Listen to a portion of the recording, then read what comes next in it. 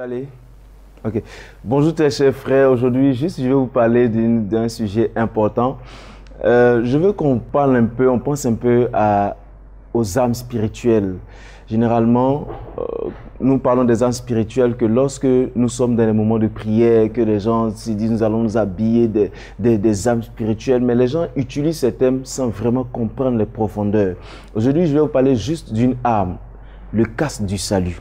Le casque du salut qui protège la tête, qui empêche le vent extérieur de nous atteindre et qui empêche aussi les chocs extérieurs quand nous sommes en chute ou quand nous avons des difficultés. Alors, pourquoi la Bible parle de casque du salut? Parce que c'est ce qui protège notre conscience. C'est ce qui nous empêche d'entendre les mauvaises nouvelles, on dirait les mensonges du diable.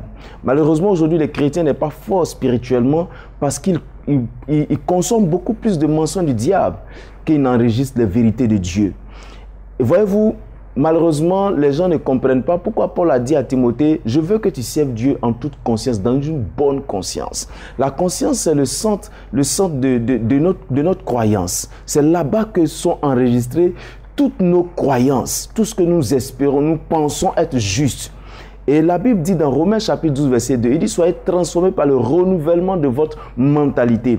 La mentalité, c'est le système de pensée, c'est notre croyance, notre façon de voir les choses qui est enregistrée par notre conscience. Voyez-vous, malheureusement, les chrétiens ne font pas attention. Il y a des choses auxquelles nous pensons que notre conscience enregistre. Et quand la conscience est enregistrée, souvent quand nous dormons la nuit, les choses nous reviennent en image. Et nous disons, nous avons fait un songe, nous avons fait ceci, nous avons fait cela. Souvent, ce ne sont pas des songes qui viennent de Dieu, mais sont des choses, on dira, des revers de la conscience, ou bien on dira l'expression en image de la conscience, de ce que nous avons enregistré dans notre conscience.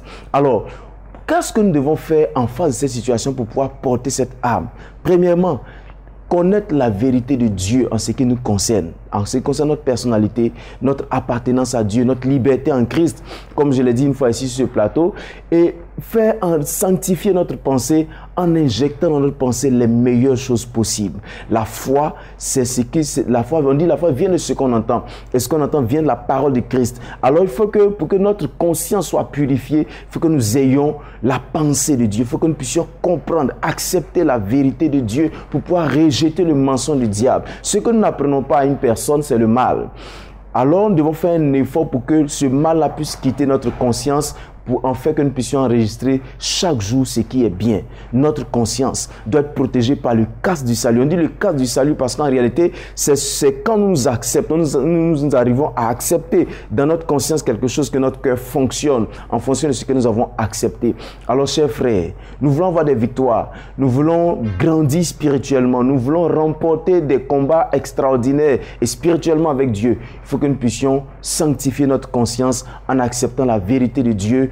Nous porterons ainsi le casque du salut qui va nous permettre d'avoir réellement le salut parce que vous connaîtrez la vérité et la vérité vous rendra libre. Et cette vérité inscrite dans notre conscience nous donnera une autre croyance, un autre mode de fonctionnement, un système de pensée qui sera neuf et qui nous permettra de pouvoir suivre réellement le Seigneur et croire que notre Père est réellement le Dieu de Jésus-Christ, on dira le Père de Jésus-Christ qui est notre frère et que nous sommes héritiers du Père, co-héritiers de Christ. Que Dieu vous bénisse, que sa main vous conduise et j'espère que vous allez porter le casque du salut. Disons, j'espère que vous allez sanctifier votre conscience par la parole de Dieu afin de croire à la vérité biblique. Que Dieu vous bénisse et je vous retrouve une prochaine fois.